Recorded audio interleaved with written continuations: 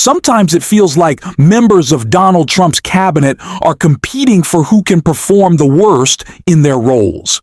This week, Robert F. Kennedy Jr. took center stage with a heated, conspiracy-filled appearance in the Senate. But he made one mistake that's almost never forgiven in Trump's world. You can be controversial and ineffective, but you must always remain loyal to the former president. Kennedy Jr. broke that unwritten rule, and now Trump is turning on him with a surprise announcement that could shake the entire administration. We'll break it all down for you. But before we dive in, don't forget to hit the like button. And if you're new here, make sure to subscribe. It really helps support the channel. Now let's start with someone who captured the issue perfectly, Jessica Tarlow. This role is so unbelievably out of his league, it's hard to comprehend. And you say the media is melting down. The media is Senator Bill Cassidy, Senator John Barroso, Senator John Kennedy, Senator Tom Tillis, all Republicans that voted to confirm him, who are saying we are denying people vaccines.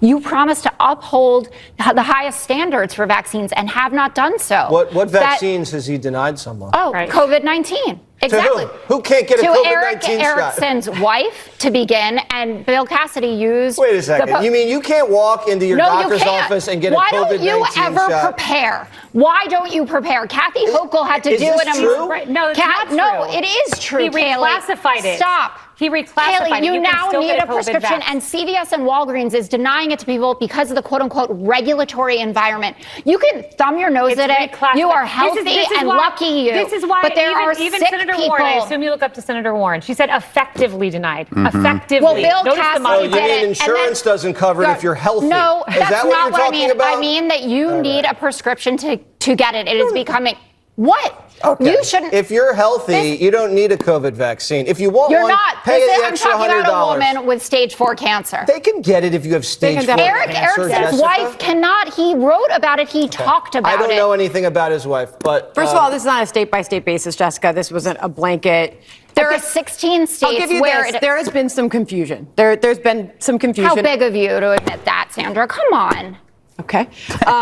Okay. It was on a state-by-state basis. Yeah, I am upset about this. Don't be so upset. You urged Jesse to do his homework. I did. There are. RFK Jr.'s style of politics has gained traction because he points to a very real truth. America's healthcare system is deeply flawed, but while he identifies the problem, his so-called solutions would only make things worse. For example, rolling back vaccine requirements wouldn't make healthcare more accessible. It could actually mean vaccines stop being free and harder for families to get. Do we really think large pharmaceutical companies would hand out something at no cost if there's no mandate or regulation? Without protections, prices could skyrocket, leaving everyday people to pay the price. In the end, his approach not only spreads doubt about vaccines, but also risks making access even more limited. That's why Senator Bernie Sanders directly challenged him on the healthcare cost crisis this administration is creating. Beautiful bill threw 15 million Americans off of healthcare, substantially raised premiums, and is going to have a terrible impact on nursing homes, community health centers, rural hospitals all over America. Very briefly, it's not really making America healthy again. It's going to be the biggest infusion of federal dollars into rural health care in American history. Yeah, you know why? Because you're cutting $150 billion for rural hospitals. You're putting $50 billion back. That's not an infusion. That's a loss of $100 billion. Donald Trump's 2024 campaign was about a lot of things.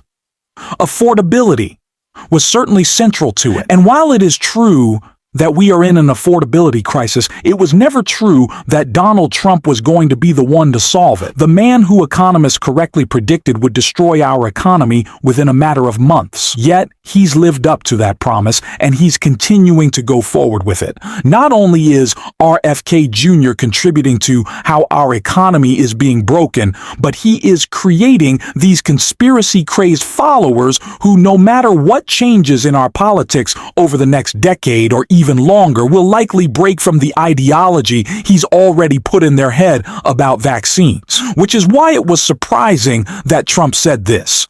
Even though I guess it probably shouldn't be. Trump breaks with RFK on vaccines. Pure and simple. They work. Trump said he's supportive of vaccines on Friday. Breaking with Health Secretary RFK Jr., Kennedy was faced with widespread criticism for his new vaccine mandates and staffing shakeup at the CDC. Trump has a history of changing his tune on vaccines, initially expressing skepticism about them in the early days of Operation Warp Speed, launched in 2020 to fast-track development of a COVID-19 vaccine. He later called the vaccine a medical miracle that could save millions of lives. Recently, Pfizer CEO said that Trump deserved the Nobel Peace Prize for his role in the development of the COVID-19 vaccine. This will break. Chuck Todd predicts Trump will throw cabinet member overboard.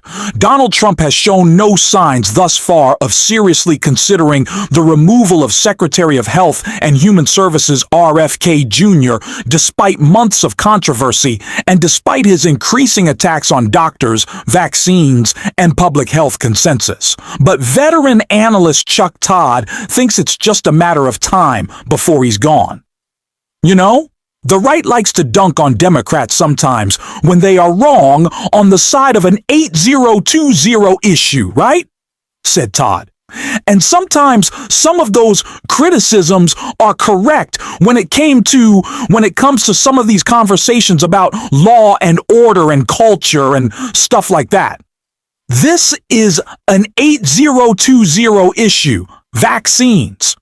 How do you know it's an 8020 issue? Because you have John Thune, John Barrasso. There are people who never ever have want to be seen as going against Trump in any way.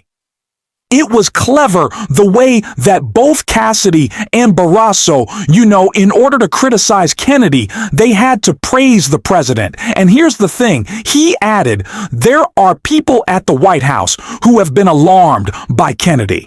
And it's Trump that says, he's afraid of losing the Kennedy constituency, and he's just been letting Kennedy go. At some point, this will break. And I do think he throws Kennedy overboard, but he loves his trophy. And for him, the trophy is I got a Kennedy, right? What stood out most about that Senate hearing was how Republican senators handled RFK Jr. They made it clear that if you're a Republican today, there's one rule above all. You must praise Donald Trump. Every message, every appearance, every talking point has to include some form of loyalty. And that's where the contrast with RFK Jr. became obvious. Trump has been focused lately on boosting his image, talking about things like winning a Nobel Peace Prize, and he often ties that to his role in Operation Warp Speed. So there's no way he's going to tolerate members of his own circle criticizing that effort. RFK Jr. tried to balance it by saying Operation Warp Speed was a success, but that doesn't hold up when he also pushes claims that undercut vaccines altogether. That tension is exactly why we're now seeing a rift form between Trump and RFK Jr. At the end of the day, it's always about loyalty. Costs, policies, and outcomes matter less to Trump than the simple question of whether or not you're backing him. We saw a similar dynamic play out recently with Transportation Secretary Sean Duffy, and Pete Buttigieg called it out directly. Secretary Buttigieg, I see you there at the gate at an airport. Tell us about these proposed rules and what consumers can expect now that the Trump administration is abandoning them. So the idea of this proposed rule was to make sure that you could get compensation for your time if you are in one of these extreme delay situations or if your flight gets canceled. This is the norm in a lot of countries, Europe, UK, Canada. Passengers have enjoyed these rights for years, not so much in the United States. And so during the time that I was secretary, we launched a process to get these rules developed. it looks like under President Trump and Secretary Duffy, they are canceling that process. So passengers will not have that protection. And they're also indicating that they might be rolling back other protections, other rules that we had finalized, rights that you and I have right now as a passenger that may be at risk, may be rolled back based on some of the preliminary filings we've seen from this administration. Transportation Department statement to CNN says that the department will, quote, implement all aviation consumer protection requirements mandated by Congress, unquote. Is that enough? Yeah, let me translate that. In plain English, what that means is they will not do anything to protect passengers unless Congress makes them. We did everything we could within the authorities that Congress provided, and that meant going above and beyond the minimum, using the legal authority the department had to do things like make sure that you did get your money back automatically, to set strict rules on how that would work, to hold airlines accountable on things like their promises around seating you with your family, transparency around fees, so many other things that I think are really important. Look, the reason we did this was because so many passengers were having such a frustrating experience with the way they were being treated by airlines. And I think that it's very important for a department to stand up for passengers. But I got to tell you, in the Trump administration, we're seeing decision after decision that tilts in favor of corporations and against consumers. With credit cards, they've allowed banks to increase junk fees and late fees. With the FTC, you've seen this conservative push that means that now it's easier for companies to trap you in a subscription that you don't want. And, I always wondered if that was going to, or when that was going to happen on the airline side. Now it looks like it's underway with this news. And again, some signals from the Trump administration that they might be clawing back more passenger protections that, as of today, we already enjoy. Donald Trump campaigned in 2024 on promises to lower costs and make everyday life easier. But since taking office, his team has reversed many of the measures that were actually helping people under the Biden administration.